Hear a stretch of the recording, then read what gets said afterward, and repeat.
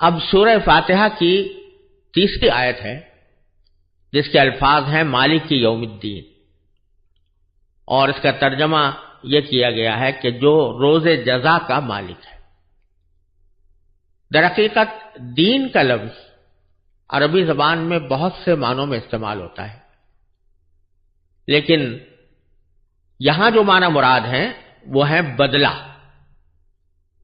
کسی بھی عمل کا کوئی بدلہ دیا جائے، چاہے وہ اچھا بدلہ ہو یا برا بدلہ ہو،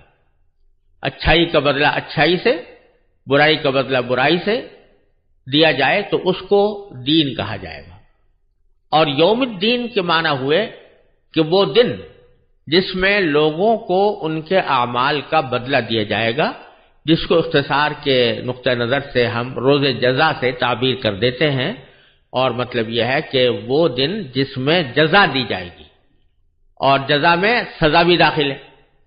یعنی اگر اچھے اعمال ہیں تو اچھے اعمال کا بدلہ ثواب کی صورت میں، اور اگر برے اعمال ہیں تو ان کا بدلہ جہنم کی سزا کی صورت میں لوگوں کے سامنے آئے گا۔ تو اس آیت میں خاص طور پر اللہ تبارک و تعالی نے یہ فرمایا کہ اللہ تبارک و تعالی روز جزا کا مالک ہے۔ یہاں جو بات سب سے پہلے سمجھنے کی ہے وہ یہ کہ اللہ تبارک و تعالی تو ہر چیز کا مالک ہے، اور ہر آن ہر چیز کا مالک ہے، اس دنیا میں بھی۔ اور جو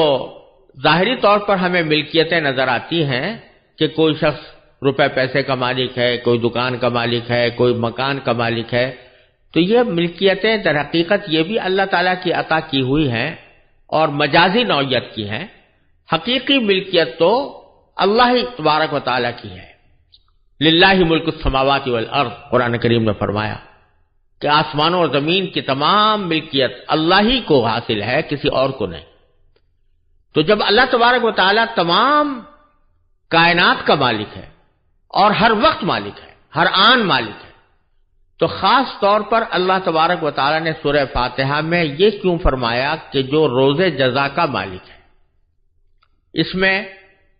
دو باتیں ہیں جو قابل نظر ہیں۔ پہلی بات تو یہ کہ خاص طور پر روز جزا کا ذکر اس لیے فرمایا کہ اس دنیا میں رہتے ہوئے تو آپ کو مجازی قسم کی ملکیتیں بھی بہت سی نظر آتی ہیں۔ یعنی جیسا میں نے ابھی عرض کیا کہ کوئی دکان کا مالک ہے، کوئی مکان کا مالک ہے، کوئی روپے پیسے کا مالک ہے، کوئی کسی ملک کا بادشاہ بنا ہوا ہے۔ تو ظاہری طور پر اور مجازی طور پر ملکیتیں دنیا کے اندر دوسروں کی بھی نظر آتی ہیں، لیکن جب قیامت کے دن آئے گا، آخرت برپا ہوگی، تو اس وقت یہ ظاہری ملکیتیں بھی ختم ہو جائیں گی۔ کوئی شخص کسی چیز کا مالک نہیں رہے گا۔ یوم لا تملک نفس لنفس شیئا،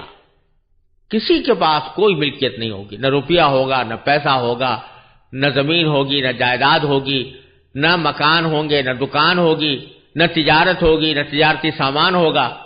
یہاں تک کہ قرآن کریم میں فرمایا ہے کہ کما بدأنا اول خلق نعید، ہم نے جس طرح تمہیں دنیا میں پہلی بار پیدا کیا تھا، اور اس طرح پیدا کیا تھا کہ نہ تمہارے جسم پر کپڑا تھا اور نہ تمہارے ہاتھ میں کوئی دولت تھی، اسی طرح ہم تمہیں دوبارہ زندگی دیں گے آخرت کے اندر۔ اس وقت میں تمہارے جسم پر کپڑے بھی نہیں ہوں گے اور کوئی چیز تمہاری ملکیت میں نہیں ہوگی۔ تو وہاں صورتحال ایسی ہوگی کہ اس میں جو ظاہری ملکیتیں دنیا میں نظر آ رہی ہیں وہ بھی سب فنا ہو جائیں گی، اور اس وقت میں سوائے اللہ تبارک و تعالیٰ کے کوئی بھی مالک نہیں رہے گا، کسی بھی چیز کا مالک نہیں رہے گا۔ اسی لیے قرآن کریم نے فرمایا، اور اس کی حدیث میں تشریح آئی ہے کہ جب ساری چیزیں فنا ہو جائیں گی تو باری تعالیٰ فرمائیں گے کہ لمن الملک اليوم، آج کس کی ملکیت ہے، آج کس کی بادشاہی ہے؟ تو للہ الواحد القہار، اس وقت تو ایک ہی اللہ کی بادشاہی ہوگی جو سب پر غالب ہے۔ تو ایک تو پہلو اس میں یہ ہے کہ اس لیے خاص طور پر مالک یوم الدین فرمایا گیا کہ یوں تو مالک آج بھی ہر چیز کا ہے، ہر وقت ہے، لیکن یوم الدین میں، یوم جزا میں، جس دن جزا و سزا کا وقت آئے گا، اس وقت میں یہ ظاہری ملکیتیں بھی ختم ہو جائیں گی، اور ہر چیز کا مالک ظاہری اعتبار سے بھی سوائے اللہ تبارک و تعالیٰ کے کوئی اور نہیں ہوگا۔ اور دوسرا پہلو اس میں یہ ہے کہ اللہ تبارک و تعالی یوم الدین کا مالک ہونے کا مطلب یہ ہے کہ اس پر کسی کا کوئی دباؤ نہیں ہوگا.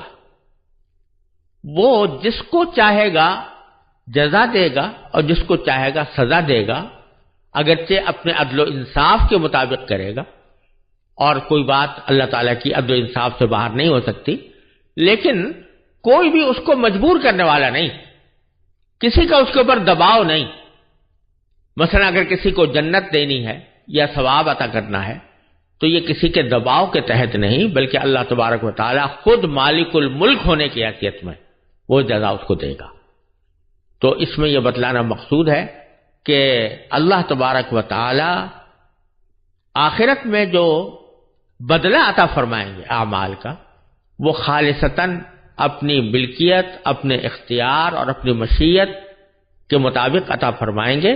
کسی کا بھی اللہ تعالیٰ پر کوئی حق پیدا نہیں ہوتا کہ کوئی آدمی یہ کہنے لگے کہ چونکہ میں نماز پڑھتا تھا لہذا میرا حق ہے، میں بذات خود اس بات کا مستحق ہوں کہ اللہ تبارک و تعالیٰ مجھے ثواب دے، اور اللہ تبارک و تعالیٰ گویا مجبور ہے اس بات کے اوپر کہ مجھے ثواب دے. یہ کہنے کا کسی کو حق حاصل نہیں، کیونکہ جو کچھ بھی وہاں پر ثواب ملے گا وہ اللہ تبارک و تعالیٰ کی رحمت سے ملے گا. کیونکہ یہ چھوٹے چھوٹے اعمال جو ہم دنیا میں کر رہے ہیں، چاہے وہ کتنے ہی نیک نظر آتے ہوں، لیکن وہ سب متناہی ہیں، ختم ہو جانے والے ہیں. اور آخرت کا جو ثواب ہے وہ لامتناہی ہے. لہذا کوئی بھی عمل اپنی ذات میں آخرت کے لامتناہی ثواب کا استحقاق نہیں رکھتا. البتہ یہ اللہ تعالیٰ کی رحمت ہے کہ وہ اس کو آخرت کی ابدی نعمتوں کا مستحق بنا دیتے ہیں. لہذا اس طرف بھی اشارہ مقصود ہے کہ اللہ تعالیٰ جو وہاں پر ثواب عطا فرمائیں گے وہ کسی مجبوری کے تحت نہیں، بلکہ اپنے مالک ہونے کی حیثیت میں عطا فرمائیں گے.